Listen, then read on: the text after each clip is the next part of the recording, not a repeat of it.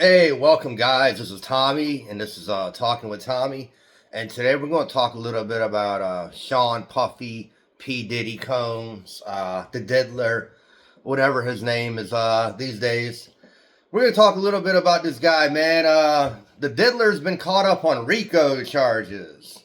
So he's been doing a little racketeering, bunch of other stuff involved in that. There's probably going to be other people that have probably already cooperated with the feds, and more than likely, this is going to end up looking like a kind of a mix between like a Epstein, Harvey Weinstein, and R. Kelly type of deal for Puff Diddy, Puff Daddy, the Diddler. It seems that this guy's been getting away with this stuff for a long time, man. If you guys ever watched Chappelle back in the early 2000s, Chappelle even did a skit about this guy. And it's been kind of a known fact throughout the music industry and Hollywood what this guy's been up to. It goes back as far as, stuff when he was fucking around with J-Lo and that whole gun charge that Shine ended up doing like a 10-year bid for, and bunch of other unscrupulous shit that this guy's been into. He's also been brought up in the Tupac killing, which should be interesting to see if the defendant in that case actually has any corroborating witnesses or has any proof that Puff Daddy was involved in the homicide of Tupac. His whole involvement with Biggie and Bad Boy in general has been pretty shady throughout the years. Pretty much anybody who's come on his label throughout the years has some kind of issues with him, anywhere from Craig Mack, going back to Shine, Mace, Lil Kim, and the list goes on of different people that Puff Daddy's had, issues with in the past and either settled cases out with or whatnot for different reasons. He also made that weird ass show back in the 2000s. I don't know if you guys remember. It was called Making the Band, where he brought a bunch of people to his house in New York, and he had that guy that was walking around named Bentley Farnsworth, and he had these idiots walking to Junior's cheesecake and shit across the bridge to bring him back a cheesecake, and you can kind of see his narcissistic traits really come out in that show. If you had ever watched it, I only caught a couple of them because his personality kind of,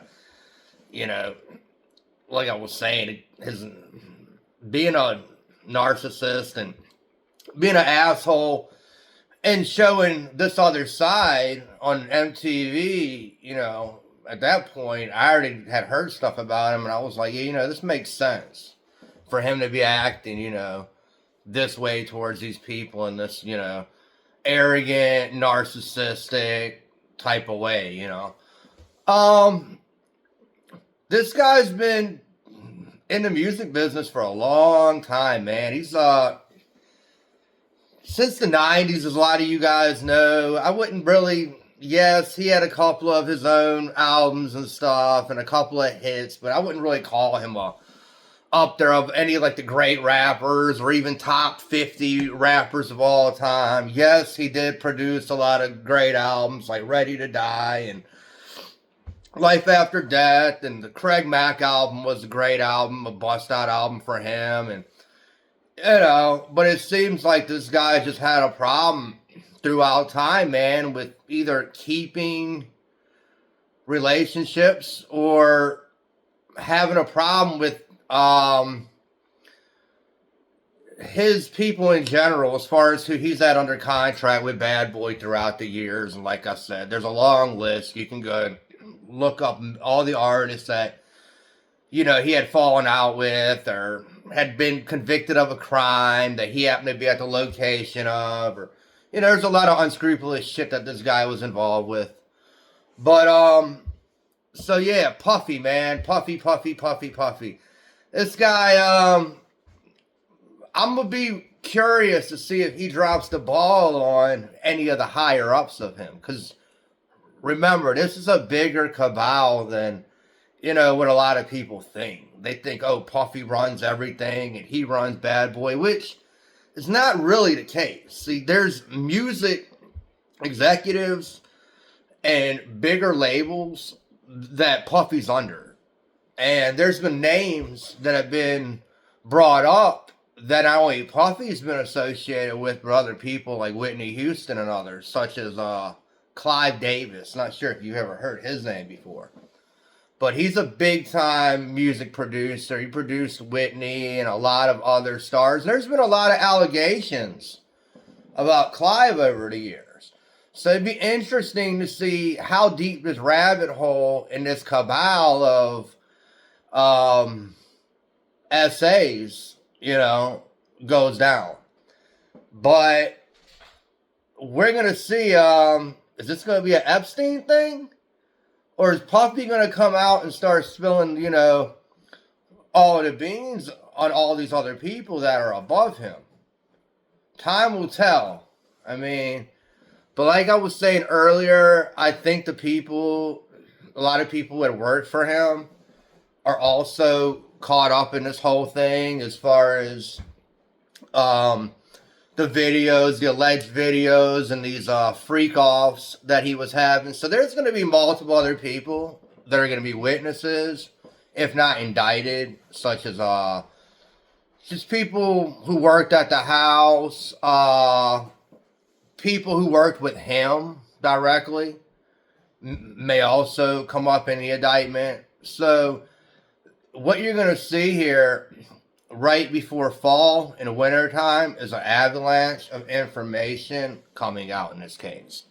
A lot more people are going to start talking. A lot more people are going to start raising their hand and saying that they were, had some involvement with Puffy, and that they're either going to try to make a deal or they're going to try to squeeze out any of the juice that's going to be left after the feds take everything Puffy has.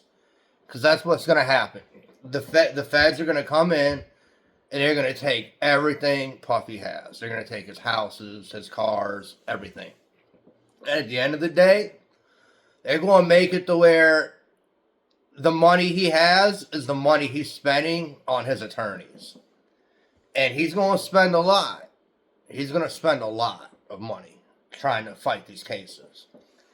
But it doesn't look good for Puffy. If the government's got their eye on you and they indict you, they're going to get you. Case example is John Gotti. John Gotti got away in several trials. He thought the feds were never going to get him, but the feds have unlimited money and resources. Even more money than Puffy, even more money than John Gotti, and even more money than a lot of these other guys. And they have a lot, and they're willing to use that money to any means till they get enough evidence for a grand jury to indict, followed by presenting enough evidence for a jury to convict. Now, do I think Puffy's going to get convicted? Yes. I think Puffy's going to get convicted. I think he's going to get 15 to life on most of these charges. And I think a lot of other people are going to go down. And a lot of other people are going to make deals in this case. So, Puffy's to be arraigned today after 2 o'clock. And during this time, the judge is going to have to make a decision on whether he's going to let Puffy out on a bond or he's going to give Puffy no bond.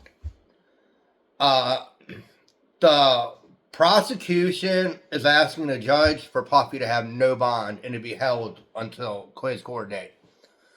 More than likely, in my opinion, the judge is going to hold Puffy.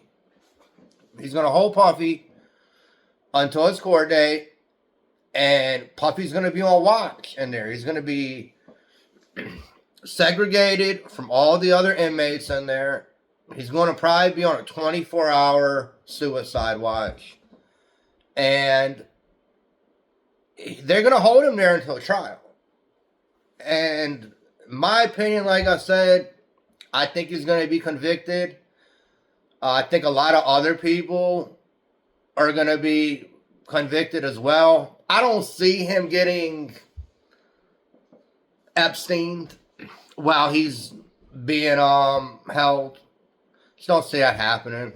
I think the feds are going to be constantly fucking with him, and what I mean by fucking with him is they're going to come into his cell at crazy hours of the night, pull him out of there, and they're going to try to get him to talk.